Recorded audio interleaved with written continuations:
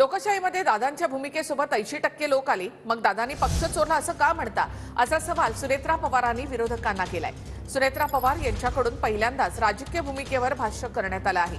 तर श्रीकृष्णाच्या विरोधात सारी भावकी होती, पण जिंकला तो कृष्णच, अशी भावना सुनेत्रा पवार यांनी व्यक्त केली आहे। त्यांची फेसबुक पोस्ट सध्या समोर आली आहे। अनेक वर्षापासून आदरणीय पवार साहेब सुद्धा सांगतात की व्यक्ती स्वातंत्र्य हे प्रत्येकाला मिळालंच पाहिजे।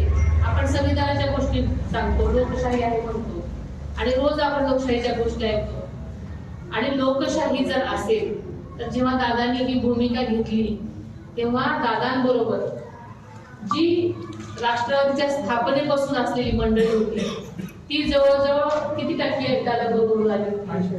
80% लोक आले। मग जर लोकशाही जर असेल, 80% जर लोक दादांबरोबर आले असतील तर मग इथे पक्ष चोरला किंवा चोरून गेला किंवा चुकीचं वागलं असं कुठे प्रश्न? मग आपण लोकशाहीच्याच जर गप्पा मारतो तर मग लोकशाही नक्की कसा